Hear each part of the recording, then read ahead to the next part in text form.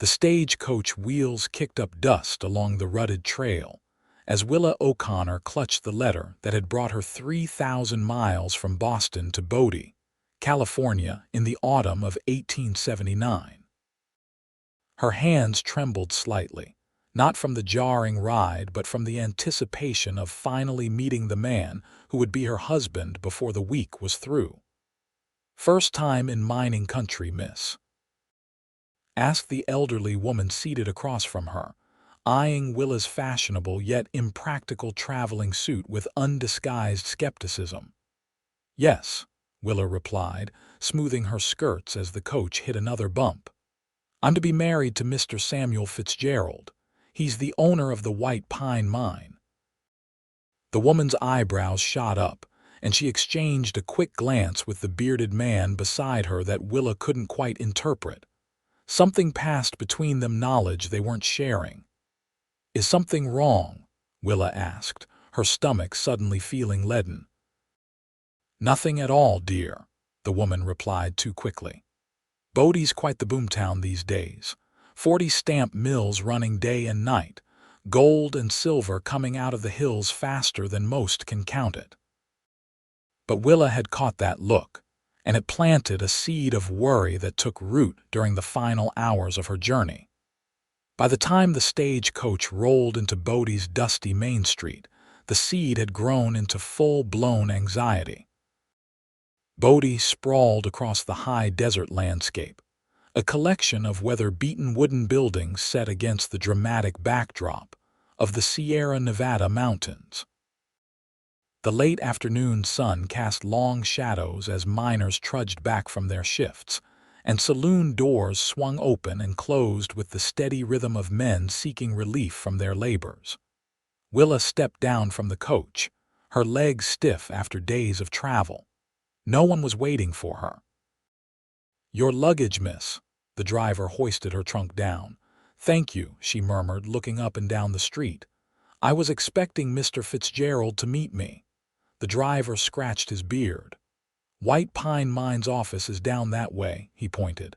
2 blocks left side, can't miss it." Willa nodded, suddenly overwhelmed. This was not how she had imagined her arrival. In all his letters, Samuel had described how eager he was to welcome her, how he'd build them a fine home overlooking the valley. His words had painted a picture of security and affection that had given her the courage to leave everything familiar behind. A passing wagon sprayed dust over her polished boots. Willa squared her shoulders, paid a young boy to watch her trunk, and set off toward the mine office. Bodie was alive with the sounds of a town built on the promise of wealth hammering from the carpentry shop, piano music spilling from saloons, the distant thud of stamp mills crushing ore. The White Pine Mining Company occupied a substantial building with large windows displaying the words S. Fitzgerald, proprietor, in gold leaf lettering. Willa paused outside, checking her appearance in the reflection, then pushed open the door. A clerk looked up from his ledger. "Can I help you, madam?" "I'm here to see Mr. Fitzgerald. I'm Willa O'Connor." The young man's face paled. "Miss O'Connor, from Boston?" "Yes," she replied, that seed of worry sprouting new tendrils. I should get Mr. Quitman. Please have a seat."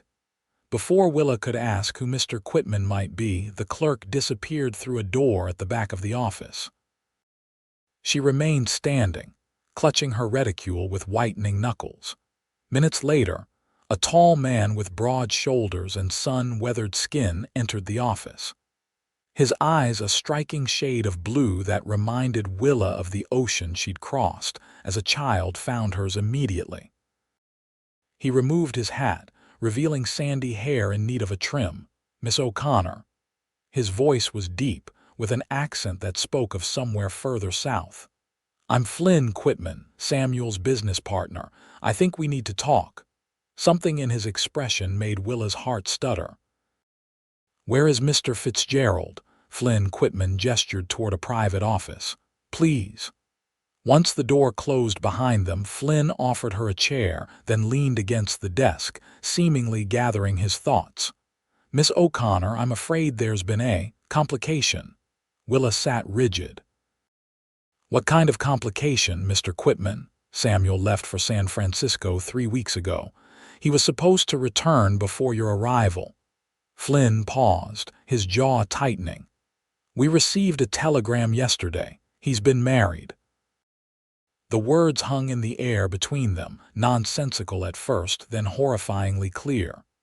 "Married," Willa repeated. "There must be some mistake. We've been corresponding for 8 months. He sent for me to be his bride." Flynn's expression softened with unmistakable pity. "I'm sorry, Miss O'Connor." The telegram was quite clear. He married a banker's daughter in San Francisco last week, a Miss Catherine Thornton. The room seemed to tilt. Willa gripped the arms of her chair, fighting to maintain her composure. "And did his telegram mention me at all? Did he have any message for the woman who traveled across the country to be his wife?" Flynn looked away, answering her question without words. "I see," she said quietly, though she was seeing nothing clearly through the shock. "Well, I suppose I'll need to book passage back to Boston." The thought struck her like physical pain, returning home in disgrace, facing her stepmother's smug satisfaction, admitting that her grand adventure had ended in humiliation. "There won't be another eastbound stage for 5 days," Flynn said. "And I'm afraid Samuel had not made arrangements for your accommodations." Willa fought back tears. "Are there boarding houses in town?" "None suitable for a lady traveling alone," Flynn said carefully. "Bodie isn't Boston." That much was abundantly clear. Through the window, Willa could see men stumbling out of a saloon across the street, their raucous laughter carrying through the glass. "What am I to do, then?" The desperation in her voice shamed her, but she couldn't suppress it. Flynn Quitman straightened, a decision visibly forming. "I have a proposition, Miss O'Connor. My sister runs a respectable eating house on the edge of town. She has a spare room and could use help with the cooking and serving. It would give you a safe place to stay while you decide your next steps, and you'd earn enough to cover your return journey if that's what you choose." Willa stared at him. "You're offering me employment as a serving girl?" "I'm offering you a solution to an immediate problem," Flynn replied evenly. "Unless you have other connections in Bodie." She didn't, of course. She had put all her hopes, all her resources into this journey. The small inheritance from her father that she'd used to purchase her trousseau and travel outfit, the severance of ties with what little family she had back east. "Why would you help me?" she asked, suspicion momentarily overriding her distress. "You don't know me." Something flickered across Flynn's face, anger, but not directed at her. "Samuel's actions reflect poorly on our business. I'd like to make what amends I can." He paused, then added more softly, "And no one should be left stranded in a town like Bodie with nowhere to turn." Willa weighed her options, which were painfully few. "Very well, Mr. Quitman, I accept your offer temporarily." "Good." Flynn nodded, relief evident. "I'll take you to meet my sister now if you're ready." As they stepped back into the main office, the clerk was staring openly at Willa with undisguised curiosity. News would spread quickly, she realized. By nightfall, everyone in Bodie would know about the mail-order bride whose groom had already found himself a wife. "The boy with my trunk, he's just outside," Willa said as they exited the building. Flynn nodded and signaled to the lad, who eagerly dragged her trunk behind them as they walked through town. Willa kept her eyes straight ahead, ignoring the stares of miners and townsfolk. Her cheeks burned with humiliation, but she forced her spine to remain straight. She would not show weakness in front of these strangers. "This is quite a change in circumstances from what you expected," Flynn said quietly as they walked. "An understatement, Mr. Quitman." Samuel's loss might yet prove to be someone else's blessing, he remarked, almost to himself. Willa glanced sharply at him, but his expression was unreadable as they approached a modest building with a hand-painted sign declaring it Quinn's Kitchen. The smell of fresh bread and roasting meat wafted through the open door. "My sister Faye," Flynn explained. "She took our mother's maiden name when she opened this place, wanted to make her own way." Inside, a slender woman with the same sandy hair as Flynn was directing two young men who were moving tables. She looked up as they entered, her greeting dying on her lips when she saw Willa. "Faye, this is Miss Willa O'Connor," Flynn said. "From Boston." Faye's eyes widened in recognition of the name. "Oh, Samuels," she stopped herself. "Samuels intended," Flynn finished. "Until yesterday's telegram." Understanding dawned on Faye's face. "That low-down, yellow-bellied," she caught herself again, offering Willa an apologetic smile. "Pardon my language, Miss O'Connor. My brother and I weren't raised in finishing schools." Despite everything, Willa found herself warming to the woman's directness. "Neither was I, Miss Quinn, and I might have a few choice words of my own for Mr. Fitzgerald were he here." Faye laughed, a bright sound in the dim eating house. "I think we'll get along just fine, and please, it's just Faye. I keep things informal here." As Flynn explained the arrangement he'd proposed, Faye nodded enthusiastically. "The room's small but clean, and I've been run off my feet lately. The miners from the night shift have taken to stopping here for breakfast before they sleep." Relief washed through Willa. She had a roof, at least. "I'm grateful, truly. I can cook quite well, though I've never done so for large numbers." "You'll learn fast," Faye assured her. "Flynn, show her upstairs while I finish up these preparations for tonight." Flynn picked up Willa's trunk as if it weighed nothing and led her up a narrow staircase at the back of the eating house. The second floor held several doors Faye's quarters and 3 small rooms that she apparently rented to respectable working women. "This one's yours," Flynn said, setting down the trunk inside a sparse but clean room with a narrow bed, a washstand, and a small window overlooking the mountains. "It's not what you came to Bodie expecting, I know." Willa swallowed hard. "Nothing about today is what I expected, Mr. Quitman." Flynn studied her face. "Samuel never deserved you," he said finally. "A man who would do what he did." He shook his head. "You don't know me either," Willa pointed out. "I might be perfectly dreadful." A ghost of a smile touched his lips. "Somehow I doubt that, Miss O'Connor." He turned to leave, then paused at the door. "Rest. Tomorrow will be easier." But as the door closed behind him, Willa sank onto the bed and finally let the tears come. She had gambled everything on the promise of a new life with a man who had apparently forgotten her the moment a banker's daughter caught his eye. Now she was stranded in a rough mining town, forced to take charity and work as a serving girl, a position far below what her education had prepared her for. Worst of all was the knowledge that she had no one to blame but herself. Her stepmother had warned her that mail-order marriages were desperate, foolish arrangements. In her determination to prove her independence, Willa had walked straight into disaster. As dusk fell over Bodie, the sounds of the town intensified: piano music, occasional shouts, the constant rumble of the stamp mills. Willa dried her tears and unpacked only what she would need for the night. Tomorrow, she would begin the work of rebuilding her dignity. And she would start planning her return to Boston, no matter how difficult facing her old life might be. Dawn broke cold and clear over Bodie, sunlight glinting off the frost-covered ground. Willa had spent a restless night, but rose determined to face her new circumstances with grace.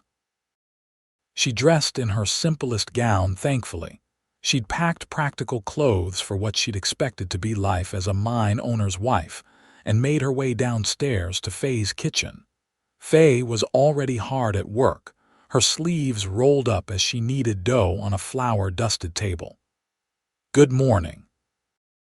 I hope you slept well, all things considered." "Well enough," Willa lied, approaching the table. "How can I help?"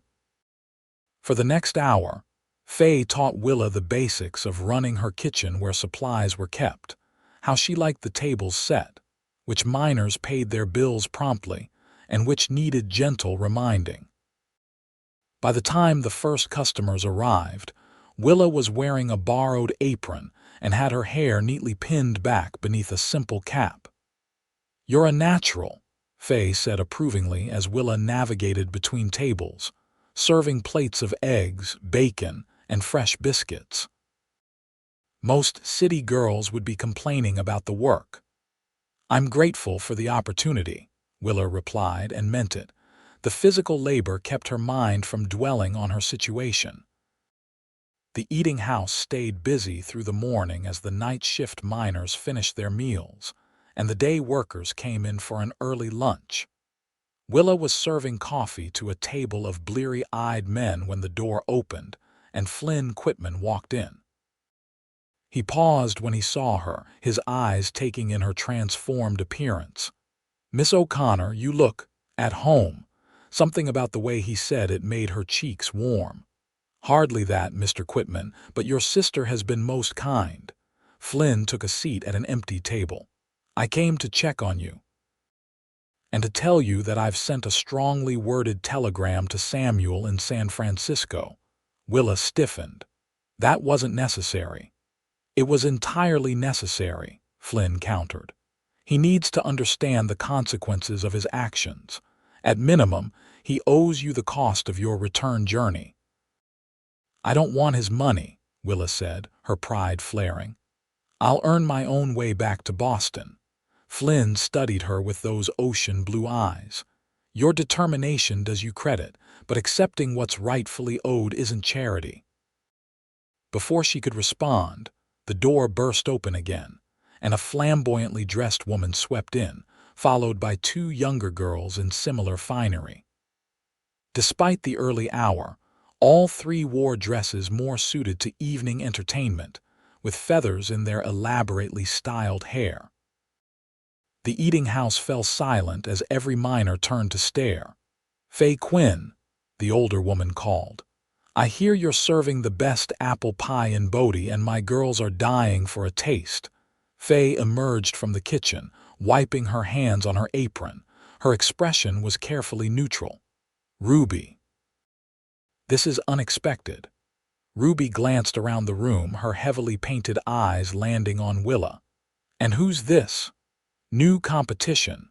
Willa felt her face flame as she realized what Ruby was implying and what sort of establishment the woman must run. "This is Miss O'Connor, a friend from back east," Faye said smoothly. "She's helping me in the kitchen for a spell." Ruby's painted eyebrows rose. "Is she now?" "Well, if cooking doesn't suit her, send her my way.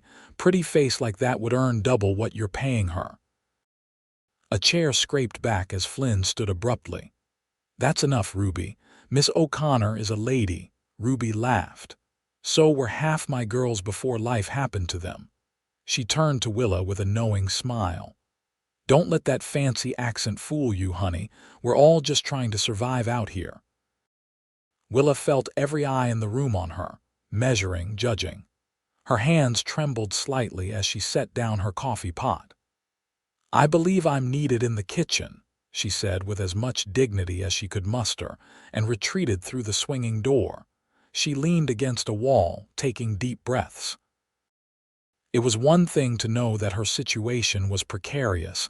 It was another to have it laid bare so publicly. If word of this reached Boston somehow, her reputation would be beyond salvaging.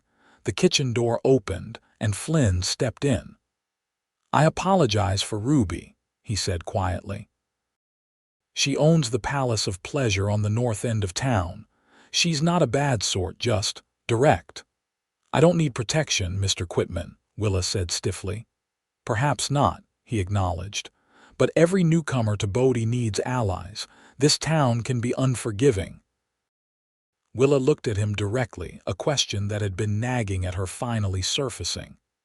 "Did you know about Samuel and this San Francisco woman?" Before the telegram, Flynn's expression hardened. "No, if I had, I would have warned you. Samuel and I have been partners for 2 years, but I can't say I ever truly knew the man." He hesitated. "When he showed me your letters, I envied him." The admission caught Willa off guard. "You envied him?"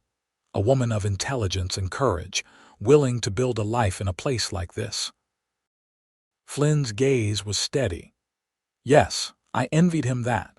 Something shifted between them in that moment, a subtle recognition of possibility that neither was ready to acknowledge. Flynn broke the tension first. "I should get back to the mine. We had a cave-in yesterday in the lower tunnel." "Was anyone hurt?" Willa asked, concerned. "Just minor injuries, thank God, but I need to oversee the repairs." After he left, Willa returned to her duties with renewed determination. She would not let Ruby's insinuations or the miner's curious stares undermine her. She had 5 days until the eastbound stage, 5 days to earn enough for her ticket and to hold her head high in this strange, dangerous town. As she cleared tables and washed dishes alongside Faye, Willa found herself wondering what Flynn had meant about envying Samuel, and why the thought of leaving Bodie suddenly felt more complicated than it had just hours earlier. The next few days settled into a rhythm. Willa rose before dawn to help Faye prepare for the morning rush, worked through the day serving miners and shopkeepers, then collapsed into bed each night, exhausted but oddly satisfied. The physical labor was unlike anything she'd done before, but there was something gratifying about the immediate results of her efforts: clean tables, satisfied customers, Faye's approving smile. Flynn came by the eating house daily, ostensibly to check on her welfare but lingering longer each time. They talked during the quiet afternoon hours about Boston, where he'd once visited on mining business, about the White Pine Mine and its prospects, about books they'd both read and places they hoped to see.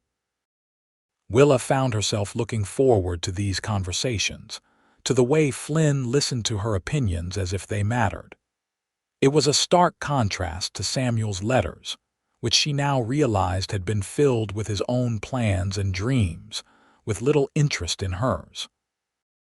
On her 4th day in Bodie, as Willa was arranging fresh wildflowers on the tables during a lull, the eating house door opened and a well-dressed woman entered, accompanied by a severe-looking older lady who was clearly a companion or chaperone. "Welcome to Quinn's Kitchen," Willa greeted them with the friendly smile she'd perfected. "Would you like a table by the window?" The younger woman surveyed the eating house with obvious disdain. "Actually, I'm looking for Miss Willa O'Connor. I was told I might find her here." Willa's smile froze. "I'm Willa O'Connor." The woman extended a gloved hand. "Margaret Thornton. My sister Catherine recently married Samuel Fitzgerald." The room seemed to spin momentarily. Willa steadied herself against a chair back. "I see." Margaret glanced pointedly at Willa's apron. "Not quite what I expected. Samuel described you as a lady of refinement." The deliberate insult stung, but Willa refused to show it. "How may I help you, Miss Thornton? I've come to deliver this." Margaret withdrew an envelope from her purse. "Samuel asked me to convey his deepest apologies for any inconvenience. This should cover your expenses back to Boston." Willa didn't take the envelope. "Your sister's husband made no arrangements to meet me upon my arrival, nor did he have the courage to inform me himself of his changed circumstances. I don't want his money or his apologies." Margaret's lips thinned. "Don't be foolish. A woman in your position can't afford pride." "A woman in my position has little else," Willa countered. The older companion made a disapproving noise. "I told you this was a waste of time, Margaret. These mail-order brides are all the same, looking for any opportunity to claim they've been wronged. Willa's temper, simmering since her arrival in Bodie, finally boiled over. "I was wronged, madam. I gave up everything to come west on the strength of Mr. Fitzgerald's promises. Promises he apparently had no intention of keeping once a banker's daughter caught his eye." Margaret flushed. "How dare you imply? Is there a problem here?" Flynn's voice cut through the tension as he entered the eating house. His gaze took in the confrontation, and he moved to stand beside Willa. "No problem," Willa said tightly. "Miss Thornton was just leaving." Margaret looked between them, understanding dawning in her eyes. "I see. You've certainly landed on your feet quickly, haven't you? Perhaps Samuel was right about your character after all." Flynn stepped forward. "I suggest you leave now, Miss Thornton, before you say something you'll regret. Miss O'Connor has shown more dignity in this unfortunate situation than your brother-in-law deserves." Margaret dropped the envelope on the nearest table. "The offer stands. Catherine and Samuel sail for Europe next week. I doubt you'll hear from them again." With that, she turned on her heel and left, her companion following closely. When the door closed behind them, Willa let out a shaky breath. "Thank you for intervening, though I could have handled it myself." "I know you could have," Flynn said, "but you shouldn't have to." Willa gestured to the envelope. "I meant what I said. I don't want his money." "Take it," Flynn advised. "Not for your return journey, but because he owes you far more than what's in that envelope. Use it to build whatever future you choose." Their eyes met, and Willa saw something in Flynn's gaze that made her pulse quicken: admiration, respect, and something deeper that neither of them was ready to name. Faye emerged from the kitchen, wiping her hands on her apron. What was all that about? The whole street's talking about the fancy lady who came storming in here. As Flynn explained, Willa picked up the envelope, weighing it in her hand. Inside was enough money for a train ticket all the way back to Boston, with plenty left over. It represented a clean escape from Bodie and the humiliation she'd endured. Yet as she looked at Flynn, at the eating house that had become a sanctuary of sorts, Willa wasn't certain anymore that escape was what she wanted. "The eastbound stage leaves tomorrow," Faye remarked, watching Willa closely. "Have you decided if you'll be on it?" Willa hesitated. "I'm not sure. Stay," Flynn said quietly. "At least long enough to be sure of what you want." It was such a simple request, but it carried weight: the acknowledgement that her choices mattered, that she deserved time to make them carefully. No one had ever given Willa that before. "One more week," she decided. "I'll stay one more week and then decide." Flynn's smile was worth every moment of uncertainty. That evening, as Willa helped Faye close up the eating house, she found herself humming a tune her mother used to sing. For the first time since arriving in Bodie, the weight of Samuel's betrayal felt lighter, less defining. "You seem happier," Faye observed, stacking chairs. "Do I, MMM?" Faye gave her a knowing look. "My brother's been smiling more too." Willa busied herself wiping down tables. "Flynn's been very kind, considering the circumstances." "Kind isn't the word I'd use," Faye said dryly. "Smitten, maybe." "Don't be ridiculous," Willa protested, though her cheeks warmed. "He feels responsible for me because of his business connection to Samuel," Faye snorted. "Flynn doesn't visit the eating house every day because he feels responsible. And he certainly doesn't spend hours talking about books with women he's merely being kind to." Before Willa could formulate a response, the door opened. Both women turned, expecting a late customer, but instead a breathless boy of about 12 stood in the doorway. "Miss Quinn." "There's been an accident at the White Pine. Bad cave-in. They're calling for all the men who can help dig." Faye paled. "Is anyone hurt?" "Don't know yet," the boy said, "but Mr. Quitman was down in the lower tunnel when it happened." Willa's heart seemed to stop. Flynn was in the tunnel. Her voice sounded strange to her own ears. The boy nodded. They're trying to reach him now. Without conscious thought, Willa was moving toward the door. Faye caught her arm. Where are you going? To the mine. You can't help with the digging, Willa. I know that, Willa said, fighting to keep her voice steady. But I can't just sit here waiting to hear if he's— She couldn't say the word. Understanding filled Faye's eyes. I'll come with you. Together they hurried through Bodie's darkening streets toward the mine at the edge of town. A crowd had already gathered miners from other operations.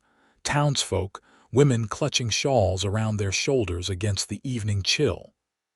The White Pines' massive stamp mill had fallen silent, an eerie absence of the constant pounding that normally filled the air. Lanterns bobbed at the mine entrance as men streamed in and out, their faces grim and dust-covered. Willa pushed through the crowd, Faye at her heels, until they reached a makeshift command post where the mine foreman was directing the rescue efforts.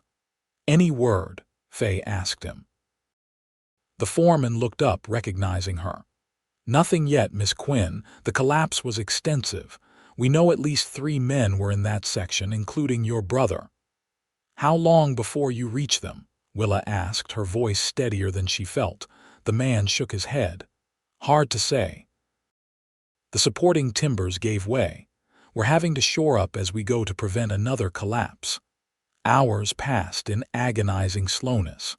More lanterns were brought out as full darkness fell. Women from town delivered coffee and sandwiches to the rescue workers. Willa moved among them, pouring coffee with mechanical precision, her mind fixed on Flynn trapped beneath tons of rock and earth. It was well past midnight when a shout went up from the mine entrance. Willa nearly dropped the coffee pot she was holding. "They've broken through," someone called. The crowd surged forward. Willa stood frozen, afraid to hope as miners began emerging from the tunnel. First came the rescue team then, supported between 2 burly men, a dust-covered figure with a bloody gash across his forehead. "Flynn!" Faye cried, rushing forward. Willa's legs felt weak with relief as she recognized him. He was alive. Injured, but alive. She hung back as Faye reached her brother, not certain of her place in this moment. But as the miners eased Flynn onto a waiting stretcher, his eyes, startlingly blue against his dirt-streaked face, searched the crowd until they found her. He extended a hand. "Willa." She moved to his side without hesitation, taking his hand in both of hers. "I'm here." "I knew you would be," he murmured, wincing as the doctor began examining his head wound. "The other men?" Faye asked anxiously. "Both alive," the foreman confirmed. "Pinned under debris, but we'll have them out soon." The doctor straightened. "This needs stitches and that shoulder's dislocated. We need to get him to my surgery." As they prepared to move Flynn, he held tight to Willa's hand. "Don't leave," he said, his voice barely audible. "I won't," she promised. The next hours passed in a blur as Flynn was treated at the doctor's small surgery near the center of town. His head wound required 12 stitches, and resetting his shoulder left him pale and sweating despite the laudanum the doctor administered. Through it all, Willa stayed, cooling his forehead with damp cloths and holding his uninjured hand. Dawn was breaking when the doctor finally declared Flynn stable enough to be moved to his own home.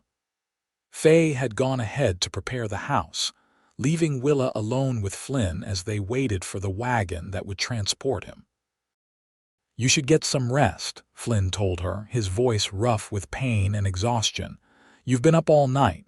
"So have you," Willa pointed out, "under considerably worse circumstances." A ghost of his usual smile touched his lips. "True enough."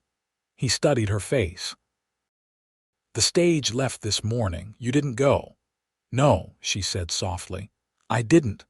"Why?" The question hung between them, demanding honesty.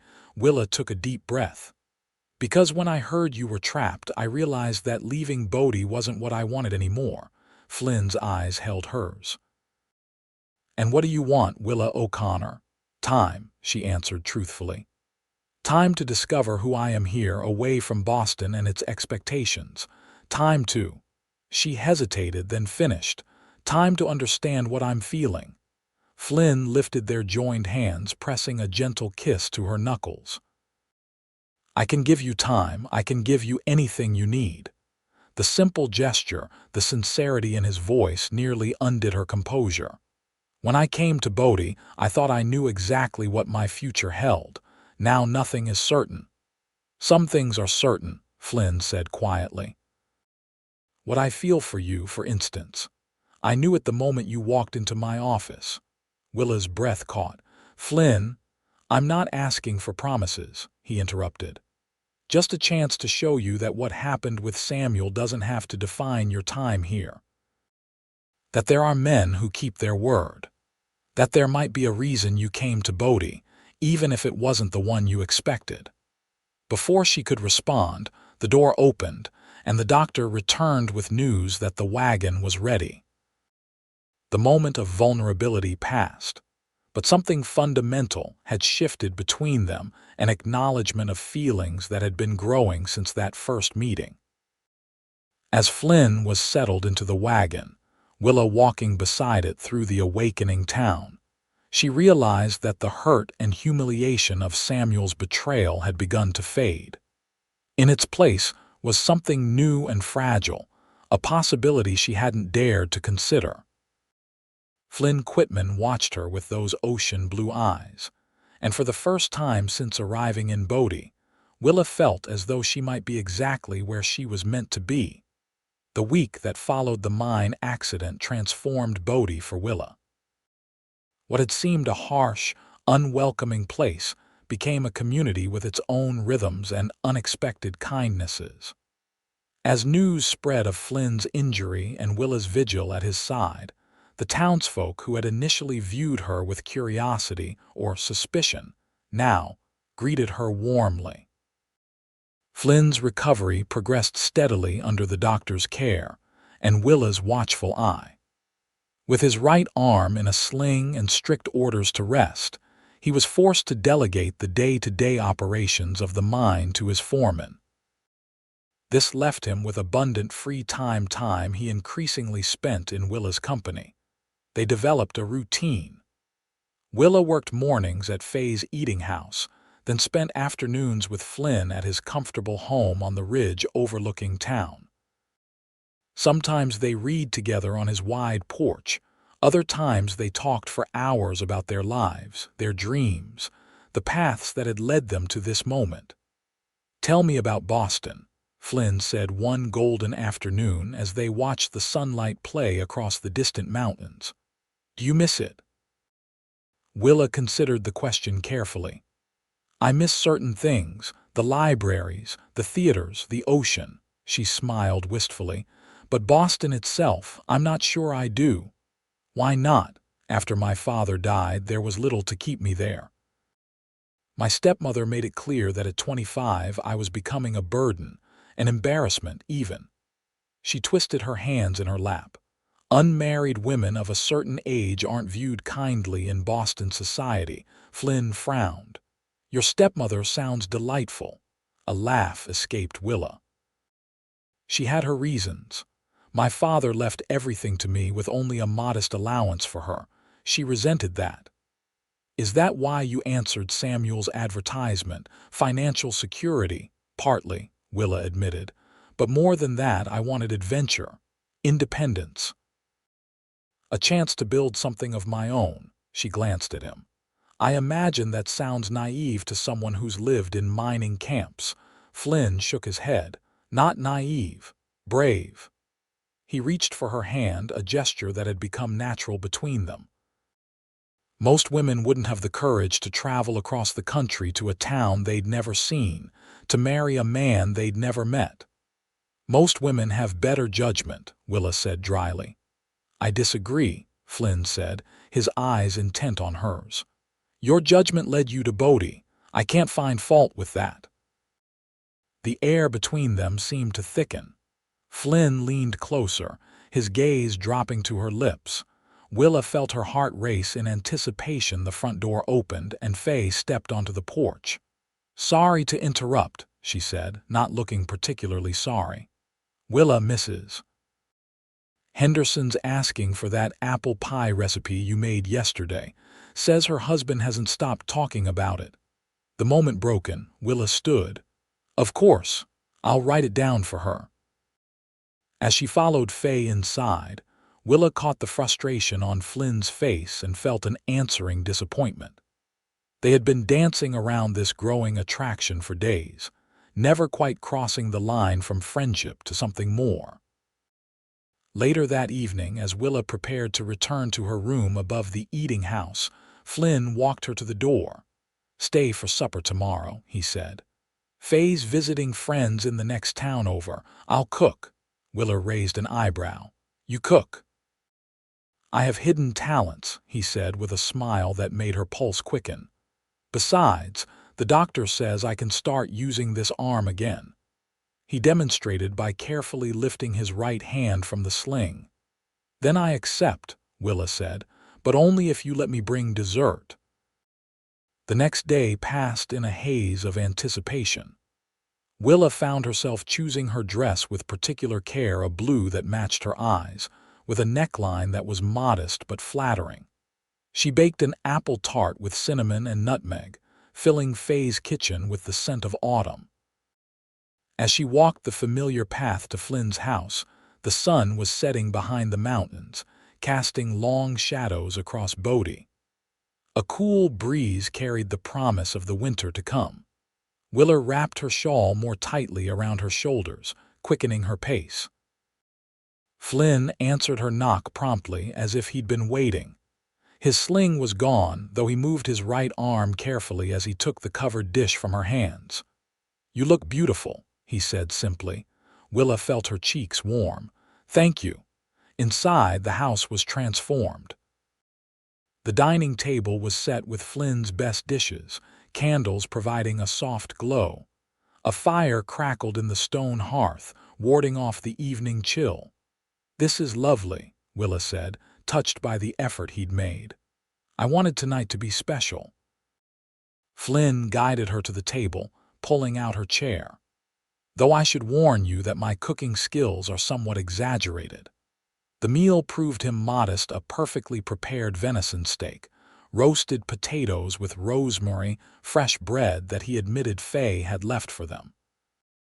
They talked easily as they ate, the conversation flowing as naturally as it always did between them.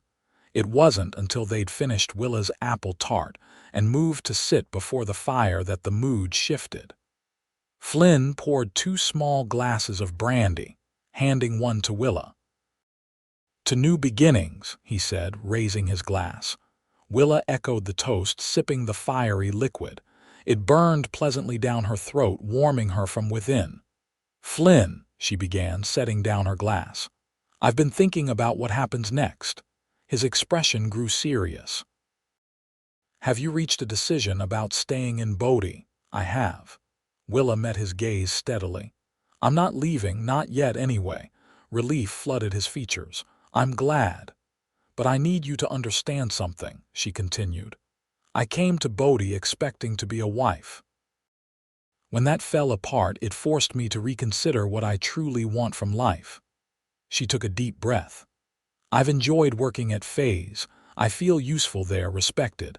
I'm thinking of asking her about a partnership." Flynn's eyebrows rose. "A partnership?"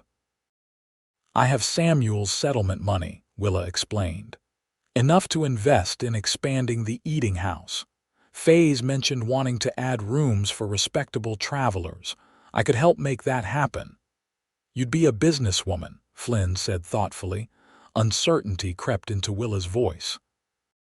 "Does that trouble you?" "Trouble me?" Flynn looked genuinely puzzled. "Why would it? Some men find the idea of women in business challenging." Flynn laughed. "Willa, I grew up watching my mother run a successful trading post after my father died. Faye opened her eating house against everyone's advice and made it thrive. I'd be a hypocrite to object to your ambitions. The knot of tension in Willa's chest eased. And what about us? Whatever this is between us. Flynn took her hand, his expression growing tender. This between us is the most important thing in my life right now. But I don't want to rush you.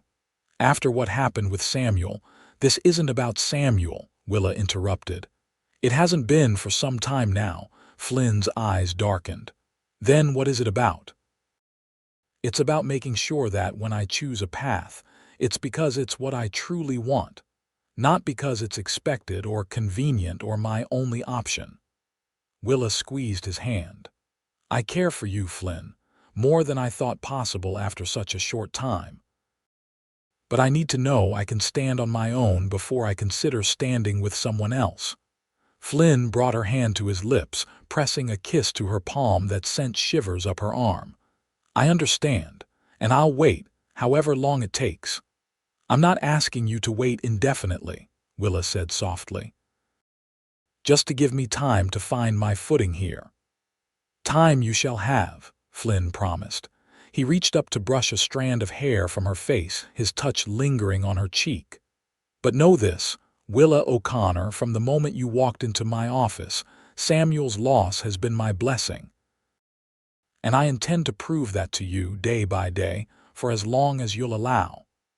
The tenderness in his voice, the sincerity in his eyes, broke down the last of Willa's reservations. She leaned forward, closing the distance between them, and pressed her lips to his. Flynn responded immediately, his hand sliding into her hair as he deepened the kiss. It was gentle at first, then increasingly urgent as months of loneliness and weeks of growing attraction crystallized into this perfect moment.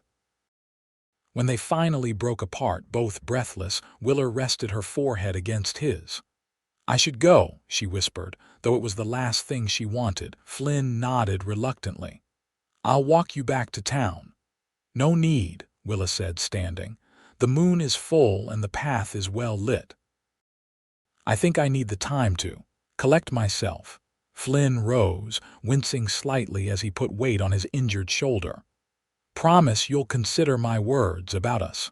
Willa smiled. I've been considering little else these past weeks.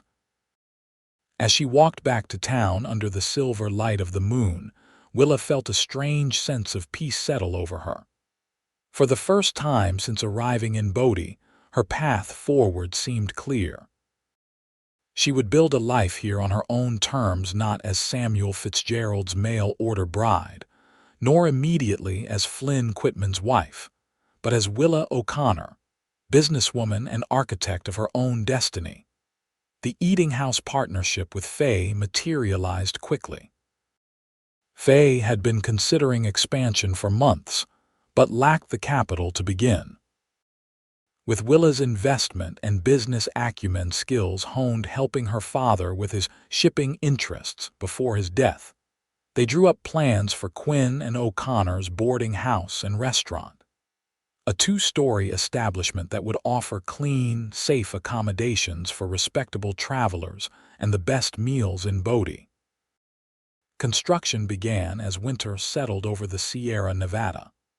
Bodie, perched at over 8,000 feet, transformed under heavy snow and biting winds. The town's pace slowed as mining operations adjusted to the harsh conditions, but never fully stopped. Gold fever was too powerful a motivator. Through the dark winter months, Willa and Flynn's relationship deepened. They maintained a proper distance in public. Bodie was small, and Willa was determined to establish herself as a businesswoman rather than Flynn Quitman's lady friend. But private moments were increasingly precious.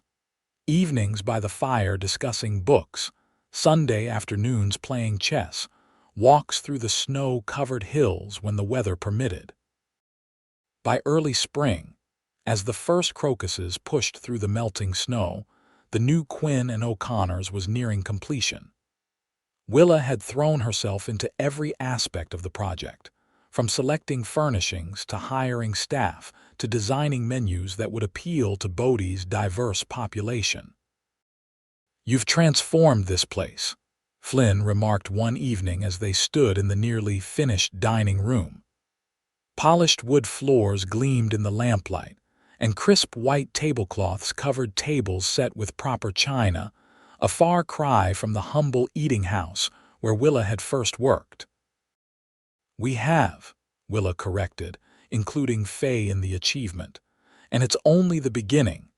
I've been corresponding with hotel proprietors in San Francisco for advice on attracting a better class of traveler." Flynn smiled at her enthusiasm. "You're remarkable, you know that. 6 months ago, you arrived in Bodhi heartbroken and adrift. Now look at you." Willa's expression softened. "I had help finding my way." "You would have managed without me," Flynn said with certainty. "Perhaps." Willa stepped closer to him, resting her hand on his chest. "But I'm very glad I didn't have to." Flynn covered her hand with his own. "Willa, there's something I've been wanting to ask you." The front door swung open, admitting a blast of cold air and Faye, her arms laden with packages. "The new linens arrived. And wait until you see the silver I found at Isaac's store. He's practically giving it away since that new shipment came in." Flynn sighed, dropping his hand. "I should let you two get to work. I've got a meeting with investors this afternoon anyway." As he left, Willa found herself wondering what he had been about to ask. Their relationship had reached a comfortable plateau, deep affection expressed in words and increasingly passionate kisses, but always stopping short of formal commitment or physical intimacy. Willa had needed that space to establish herself in Bodhi, and Flynn had respected her wishes. But lately, she'd found herself wanting more. "You're staring after him like a lovesick schoolgirl," Faye observed, setting down her packages. Willa turned, embarrassed to be caught. "I was just thinking." "About my brother, clearly." Faye's expression grew serious. "He loves you, you know, has for months." "I know," Willa said softly, "and you love him." It wasn't a question, but Willa answered anyway. "Yes." Faye crossed her arms. "Then what are you waiting for? It's been 6 months since you came to Bodhi. You're a successful businesswoman now. You've proven you can stand on your own." "It's complicated," Willa began. "It really isn't," Faye interrupted. "Unless you're still hung up on Samuel Fitzgerald." "Of course not," Willa protested. "I barely think of him anymore." "Then what's holding you back?" Willa hesitated, trying to articulate feelings she'd been reluctant to examine too closely. "When I came to Bodhi, I had a very clear image of what my life would be. Samuel's wife, mistress of a fine house, perhaps eventually a mother. When that fell apart, it forced me to reimagine everything." "And now you have," Faye pointed out. "You've built something you can be proud of, but that doesn't mean you have to choose between your business and love." "I know that intellectually," Willa admitted. "But emotionally, I'm afraid, Faye, afraid of being vulnerable again, of trusting someone with my heart and future." Faye's expression softened. "Flynn isn't Samuel." "No," Willa agreed. "He's a far better man than Samuel could ever be. That's what scares me most, how much losing him would hurt." Understanding dawned in Faye's eyes. "So you're keeping him at arm's length to protect yourself." Put so bluntly, the strategy seemed foolish. "I suppose I am." "Take it from someone who knows," Faye said gently. "The safety you're clinging to is an illusion. Life offers no guarantees. The only real question is whether Flynn is worth the risk." Before Willa could respond, there was a commotion outside, raised voices, the pounding of hooves. Both women moved to the window in time to see a rider dismounting before the telegraph office across the street, his horse lathered and heaving. "Something's happened," Faye murmured. Within minutes, the news was spreading through Bodhi like wildfire. Samuel Fitzgerald was dead. His ship had sunk in a storm off the coast of Japan. with no survivors reported. The information hit Willa with unexpected force. She had long since moved past her feelings for Samuel, had even come to view his betrayal as the blessing Flynn had once called it. But to know that he was gone, that the man whose letters had brought her across the country would never write another word, it was a sobering reminder of life's fragility.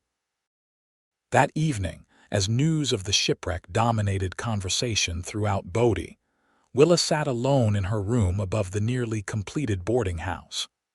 Her mind was not on Samuel, but on Flynn, on Faye's words about risk and safety, on the realization that had been growing in her heart for months.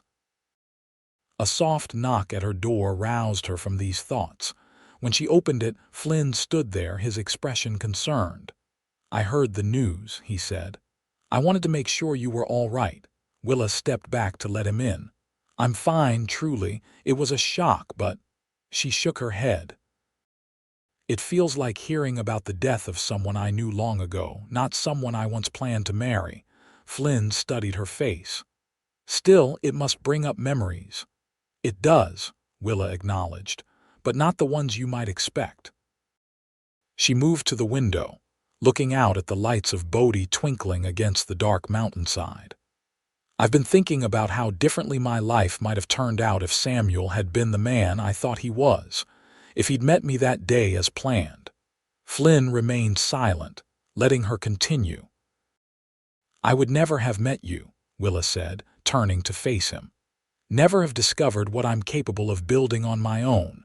Never have known what it feels like to truly fall in love, rather than just imagine it through letters." Flynn's breath caught audibly.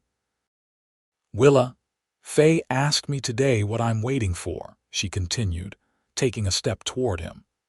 "And I realized I don't have a good answer anymore. I came to Bodie looking for a husband, found betrayal instead, and convinced myself I needed to prove my independence before I could consider love again." Another step brought her within arm's reach of him. "But the truth is, loving you doesn't diminish me. It makes me stronger, more complete." Flynn closed the remaining distance between them, cupping her face in his hands. "I've loved you since that first day," he said, his voice rough with emotion. "When you stood in my office, devastated but unbroken. I knew then that Samuel's loss would be my blessing if only you'd give me a chance to prove it." "You've proven it 1,000 times over," Willa whispered. When his lips met hers, it was with a passion that had been building for months. This was no tentative exploration, but a claiming, a promise, a future unfolding between them. Willa's arms wound around his neck, pulling him closer as the kiss deepened. They broke apart only when breath became a necessity, and even then remained in each other's embrace, foreheads touching. "Marry me," Flynn said, the words rushing out as if he'd held them back too long. "Not next month or next year, but now, this week. I don't want to wait any more, Willa." Joy bubbled up within her, bright and irrepressible. "Yes," she said simply. "Yes, I'll marry you, Flynn Quitman." His answering smile was radiant. "Tomorrow I'll speak with the minister, unless you want a grand affair," Willa laughed. "I've already had one wedding planned and canceled. This time I just want you. A simple ceremony with Faye and a few friends as witnesses. Nothing elaborate." "Whatever you wish," Flynn promised, sealing the words with another kiss. "Though I was thinking the new boarding house opens next week. What if we made it a dual celebration? A wedding and a grand opening." The idea appealed to Willa's practical nature. "That would be perfect. And it would give us a ready-made crowd of well-wishers." As they continued planning into the night, Willa marveled at the journey that had brought her to this moment. She had come to Bodie seeking security through marriage to a stranger. Instead, she had found independence, purpose, and a love deeper than anything she could have imagined with Samuel Fitzgerald. The grand opening of Quinn and O'Connor's boarding house and restaurant coincided with the first truly warm day of spring. Bunting decorated the facade, and every table in the dining room was reserved for the celebratory dinner. But before the public festivities could begin, a more intimate gathering took place in the small parlor Willa had designed for private dining. The minister from Bodie's only church stood before the fireplace, while a select group of witnesses, Faye, the doctor who had tended Flynn after the mine accident, and several close friends from town, formed a semicircle around the couple. Willa wore a gown of pale blue silk that she'd ordered from San Francisco, with white roses in her upswept hair. Flynn, resplendent in a new black suit, couldn't take his eyes off her as they exchanged simple vows. "I, Flynn Quitman, take you, Willa O'Connor, to be my lawfully wedded wife." The words, so traditional and yet so deeply personal, brought tears to Willa's eyes. This was not the wedding she had imagined when she boarded the train in Boston almost 7 months ago. It was infinitely better built on a foundation of genuine love and respect rather than desperate hope and carefully phrased letters. When the minister pronounced them husband and wife, Flynn's kiss was both tender and possessive, drawing good-natured cheers from their friends. As they turned to face the small gathering, Faye was the first to embrace them both. "Welcome to the family officially," she told Willa, her eyes suspiciously bright. "Though you've been my sister in every way that matters for months now." The rest of the day passed in a blur of congratulations and celebrations. The boarding house's grand opening was a resounding success, with every room booked for the coming week and the restaurant filled to capacity. Willa moved between tables in her wedding gown, accepting good wishes and ensuring that everything ran smoothly, while Flynn proudly introduced her as "my wife and Bodie's newest entrepreneur." It was late evening when they finally made their escape, slipping away to Flynn's house, now their home on the ridge overlooking town. Tomorrow, they would begin the process of moving Willa's belongings from her room above the boarding house, but tonight was for them alone. As Flynn carried her across the threshold, Willa laughed with pure happiness. "I can't believe we did it, both the wedding and the opening on the same day. I'm exhausted but too excited to sleep." Flynn set her down gently in the parlor, which had been transformed with flowers and candles. "I may have arranged a few surprises," he admitted, gesturing to the champagne chilling in a silver bucket and the platter of delicacies from their own restaurant's kitchen. "You think of everything," Willa said, touched by his thoughtfulness. "Only where you're concerned." Flynn poured 2 glasses of champagne, handing one to her. "To my beautiful, brilliant wife, Bodie's finest businesswoman and the love of my life." Willa smiled, raising her glass in return. "And to my husband, who turned the worst day of my life into the beginning of something wonderful." As they sipped the champagne, a comfortable silence fell between them, the quiet of 2 people who had found their home in each other. Later, as moonlight spilled through the bedroom windows, Flynn held Willa close against his chest, her head tucked beneath his chin. Their lovemaking had been everything she had dreamed and more, tender, passionate, the natural culmination of months of growing desire. "Happy," Flynn murmured into her hair. "Completely," Willa sighed, tracing patterns on his bare skin. "Though I was thinking about something Faye said to me recently." "What's that?" she said. "Life offers no guarantees. That safety is an illusion." Willa propped herself up on one elbow to look into his face. "I was so afraid of being hurt again that I almost missed us." Flynn brushed a strand of hair from her face. "Fear is natural after what you went through, but you overcame it. That's what matters." "With your help," Willa acknowledged. "You never pushed, never demanded. You gave me the time and space to find my own way back to trusting."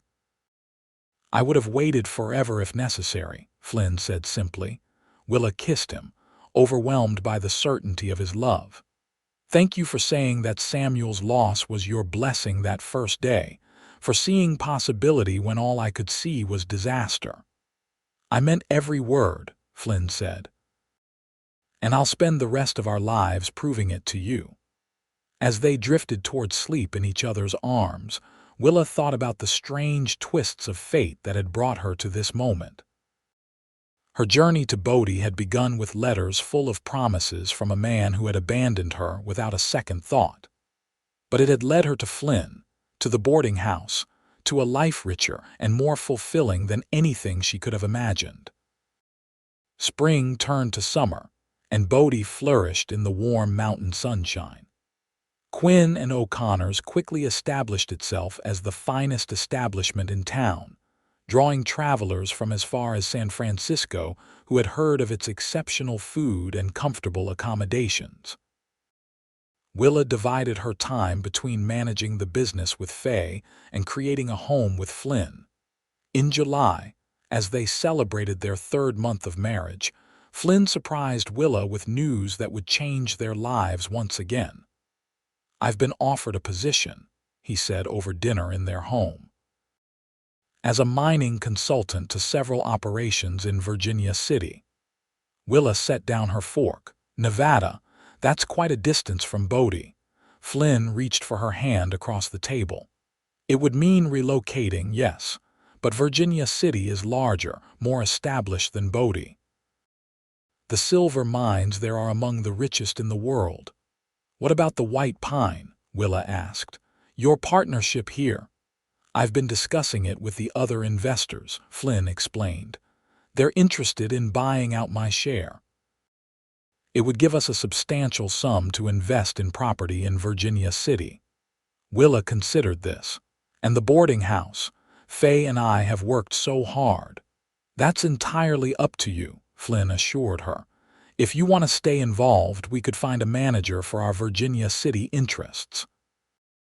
Or Faye might be interested in buying your share, just as my partners want to buy mine." Willa rose from the table, moving to the window that overlooked Bodie. The town had been her salvation, her proving ground. The thought of leaving stirred complicated emotions. "It's a significant opportunity," she acknowledged, "but a major change." Flynn came to stand beside her, slipping an arm around her waist. "There's something else to consider," he said softly. "Virginia City has excellent doctors and schools." Willa turned in his embrace, studying his face. "Schools?" Flynn's hand moved to rest gently against her abdomen. "I've noticed you haven't been feeling well in the mornings, and Faye mentioned you've been avoiding coffee, which you normally love." Heat rushed to Willa's cheeks. She had suspected for weeks, but hadn't been certain and hadn't wanted to raise Flynn's hopes until she was sure. "How did you know?" Joy bloomed in Flynn's eyes. "Then it's true. You're with child," Willa nodded, her own happiness bubbling over. "Dr. Morgan confirmed it yesterday. We're going to have a baby in early February." Flynn swept her into his arms, lifting her feet off the ground as he spun her in a circle of pure delight.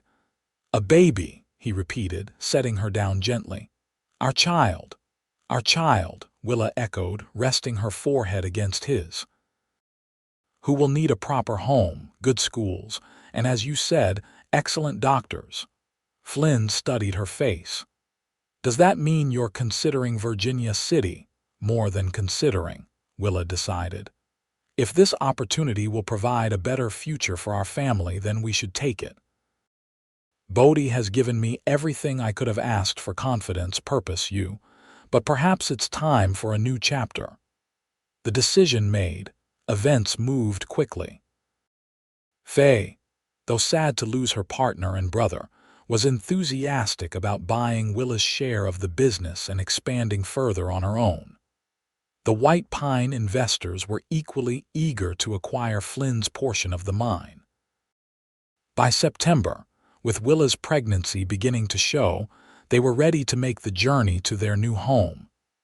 Their last night in Bodie, they hosted a farewell dinner at Quinn's for their closest friends. The mood was bittersweet, genuine happiness for their new venture mixed with the sorrow of parting. "You transformed this town," the doctor told Willa as the evening drew to a close. "Both of you. The boarding house raised the standard for every business in Bodie.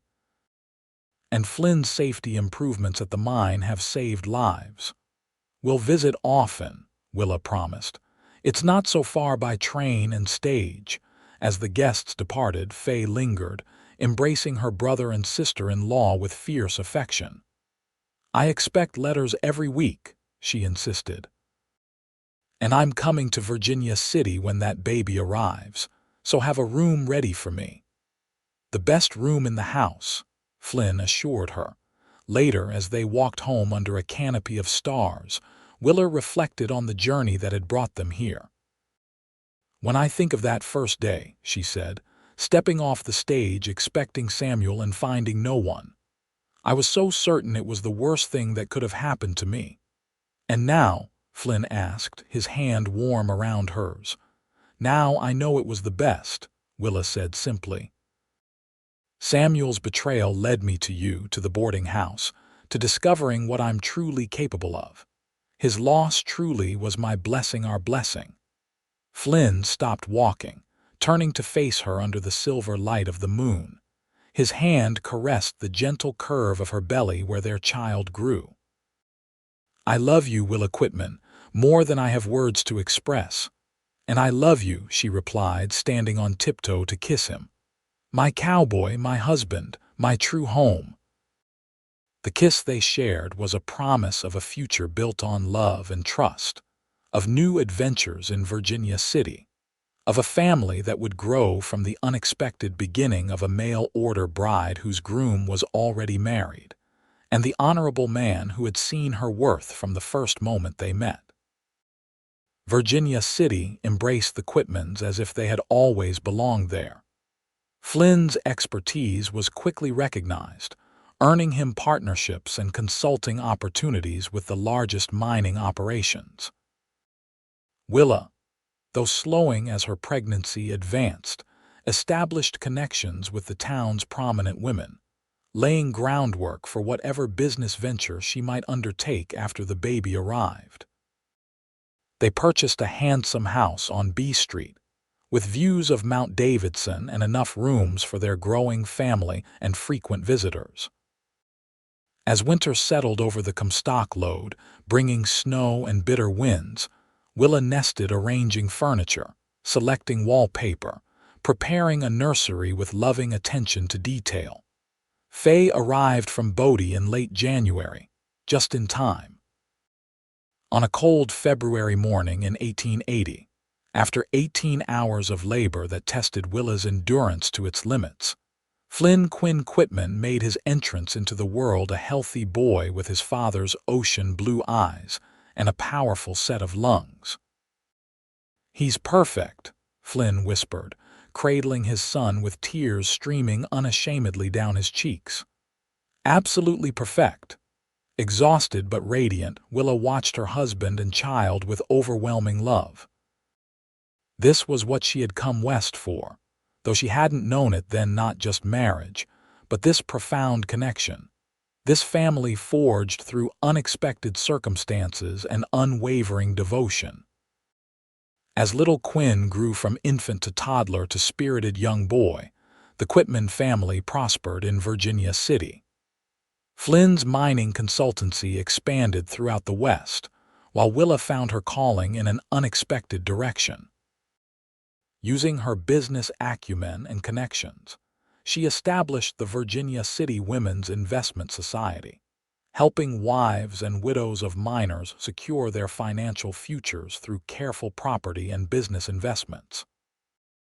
Their family grew again in 1883 with the birth of their daughter, Grace, and once more in 1886 with another son, James.